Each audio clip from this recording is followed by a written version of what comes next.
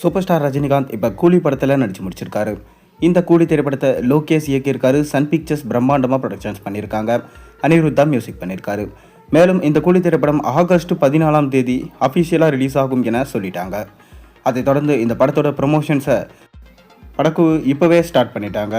அதைத் தொடர்ந்து super star Rajinikanth அடுத்ததாக ஜெயிலர் 2 படத்தில் நடித்து கொண்டு இருக்காரு. இந்த ஜெயிலர் 2 படத்தை நெல்சன் இயக்குறாரு. சன் பிக்சர்ஸ் தான் பிரம்மாண்டமாக ப்ரொடக்ஷன்ஸ் பண்ணுறாங்க. அனிருத் மியூசிக் பண்ணிகிட்ருக்காரு. மேலும் இந்த ஜெயிலர் 2ல் ஜெயிலர் 1 எப்படி ஒரு மாசான ஒரு தரமான படமாக இருந்துச்சோ அதே போல தான் அனைத்து பேன் இந்திய நடிகர்களையும் உள்ளே கொண்டு வந்து கண்டிப்பாக இந்த படமும் சம்பவம் செய்யும் அளவுக்கு எடுக்க போகிறாங்களாம். அதைத் தொடர்ந்து சூப்பர் ஸ்டார் ரஜினிகாந்த் தலைவர் 173 படத்தை நம்ம கார்த்திக் சுப்புராஜோடைய இயக்கத்தில் படம் பண்ண போகிறாருன்னு ஒரு பேச்சு போய்கொண்டிருக்கு. அதைத் தொடர்ந்து மீண்டும் KS ரவிக்குமார் இயக்கத்தில் ஒரு படம் பண்ண போகிறாராம். அதாவது பல வருஷமாக KS ரவிக்குமார் சொல்லி கொண்டு இருக்காரு, படையப்பா 2 அப்படி இல்லைனா ராணா, இந்த 2 படத்தை நான் கண்டிப்பாக எடுப்பேன் அப்படின்னு சொல்லிட்டு இருக்காரு. ஆனால் ரஜினி இன்றைக்கி வரைக்கும் பார்த்தீங்கன்னா அதுக்கு க்ரீன் சிக்னல் கொடுக்கல அப்படின்னு தான் சொல்லப்படுது. ஒரு பக்கம் ரஜினி அப்பப்போ ஃபோன் பண்ணி ராணா படத்தோட கதையை கேட்டுக்கொண்டு தான் இருக்காராம். நீங்கள் சொல்லுங்கள் எப்படி இருக்குது, கண்டிப்பாக இதை நம்ம ஒரு நாள் எடுத்துடுவோம். தமிழ் சினிமாவில் இது நிச்சயமாக புதுமையான ஒரு கதையாக இருக்கும். இந்த கதையால் கண்டிப்பாக படம் பல கோடிகளை சம்பாதிக்கும். இப்போயுமே பார்த்திங்கன்னா இந்த படத்தை பார்க்க ரசிகர்கள் ஆவலோடு தான் இருப்பாங்க என சொல்லியிருக்காரு. அதை தொடர்ந்து நம்ம KS ரவிக்குமாருமே பார்த்திங்கன்னா படையப்பா 2 கதையை நம்ம ரஜினியிடம் சொல்லியிருக்காராம்.